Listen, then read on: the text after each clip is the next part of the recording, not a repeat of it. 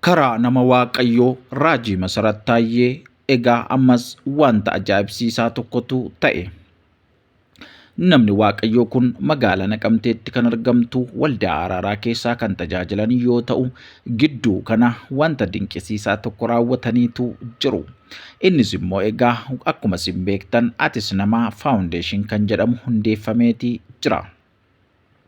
Atis Namaa Faawundeeshiniin kun kanaan dura Atis Namaa Chaaritii kan jedhamuun beekamuu fi hojii gaggaarii hojjechuun kan barame egaa gidduu kana eebba guddaa tokkorraa turani. Innis immoo iddoo itti namoonni gargaaraman Atis Namaa Faawundeeshin jechuun bakka bareedaa ta'e tokko magaalaa Naqamtee keessatti bifa haaraa fi ajaa'ibaan jalqabaniitu jiru. Waldaan Araara Waaqayyoo Addunyaa Naqamtee garee mana gara laafummaa jedhu kana egaa Atis Namaa Faawundeeshinii fi birrii 500 arjoomanii jiru jechuudha. Dhugaadhumatti kun baay'ee kan nama gammachiisuu fi baay'ee kan namatti toludha. Egaa hundumti keenya akkuma isin beektan waldaan Araaraa nama Waaqayyoo Raajii Masaratiin kan hundoofte yoo taatu, namni Waaqayyoo kun bakka rakkoon uumamee fi bakka itti deeggarsi barbaachisu hundumaatti argamuun akkaataa isaanitti nama deeggaranii fi nama gargaaran baay'ee kan nama ajaa'ibudha. Nama Waaqayyoo saba keenyaaf lafa keenyaaf kaasee dhugaadhumatti nama gaariidha jenna.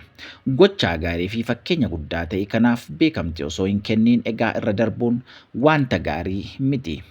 Waldaan Araaraa namni kamuu eebbifamaa osoo hin jedhiin akka darban yookaan akka darbitan hin feenu. Namni hundumtuu Waaqayyo sinaa eebbisu eebbifamaa jedha.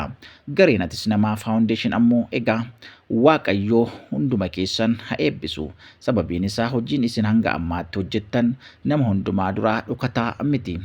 Obboloota keenya Tashee fi Lalisaa kan jedhamaniin Atis Namaa Faawundeeshiniin kan hundaa'e lamman keessaniinuu baga gammaddan, baga Waaqayyo isin gargaare, sadarkaa kanarraan isin ga'e Waaqayyo baga isin milkeesse jenna.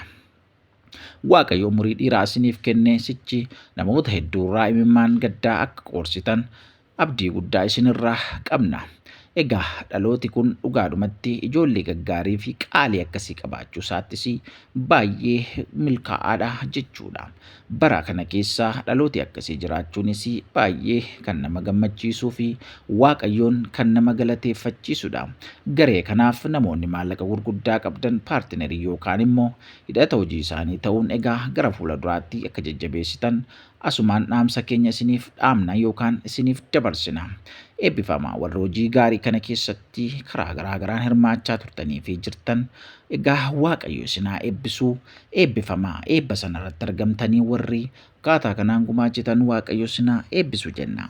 Nama Waaqayyo Raajii Masarat immoo egaa ammayyuu Waaqayyo umurii keessan dheeressu, hojii gaarii kana akka isinitti fuftan ammayyuu abdii isinirraa qabna. Nuuf jiraadhaa isiniin jenna. Saba kanaaf Waaqatu isin kaasee Waaqayyoo gaafa saba kana gargaaruu barbaadu magaalaa Naqamteetti dhugaadhuma ayyaana kana isinirra kaa'ee namni baay'een achitti akka fayyanii fi dhukkuba isaaniirraa miidhama isaaniirraa akka isaan fayyan Waaqayyo karaa keessan gochaatii jira. Akkasumas immoo gargaarsa namoota barbaadan namoota baay'eef deeggarsa isin gootan baay'ee kan nama ajaa'ibuu fi baay'ee kan nama dhibudha. Waaqayyo umurii keessan dheeressu, bara keessan eebbisu. Ammas egaa Waaqayyo ayyaana isaa isiniif haa baay'isu. Namoonni Naqamtee jirtan dhugaadhumatti isin namooti naannoo sana jirtan guutuu Oromiyaa jirtan Waaqayyo isin milkeesseera. Achitti argamaatii eebba kana hirmaadhaa, isaan irraa tajaajilamaa isiniin jenna. Egaa Waaqayyo bara keessan jireenya keessan haa eebbisu. Kun immoo egaa miidiyaa keessan Gonfoo Miidiyaadha. Subscribe gochuu hin dagatina. Hiriyoota keessan maatii keessan hundumaaf qoodaa isiniin jenna.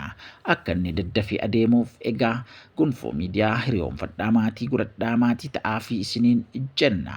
Otoo subscribe godhiin hin darbina. Sababiin immoo odeessa garaa garaa dhugaa qabatamaa hawaasa keessa jiru wantoota gaggaarii ta'anii fi wantoota namni irraa baratu hundumaa isiniif qoonna waanta ta'eef namni kamiyyuu egaa osoo subscribe godhiin hin darbinaan dhaamsa keenyadha. Waaqayyo bara keessan jireenya keessan eebbisu.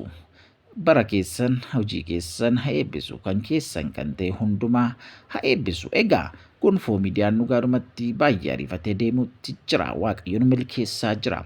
Ganaa immoo waan kana caaluu gurguddaa jira waanta ta'eef namoonni hundumtuu egaa tumsa keessan nuufillee nuuf godhaa isiniin jenna. Egaa miidiyaa kana gara guddinaatti akkasumas gara kana caalutti deemsisuuf wanta isin gootan sabskraayibii fi sheerii gochuudha. Akkasumallee waan isinii beeksifamuu kan qabdan koomentii jalatti nuuf barreessaa. Isiniif beeksisuu isiniif gama barbaachisaa ta'een akka inni isiniif beekamu gochuu ni dandeenya. Kanaaf Waaqayyo isin haa eebbisu, bara keessan jireenya keessan haa eebbisu. Eebbifamaa isiniin jenna. Yeroo gaarii qabaadhaa.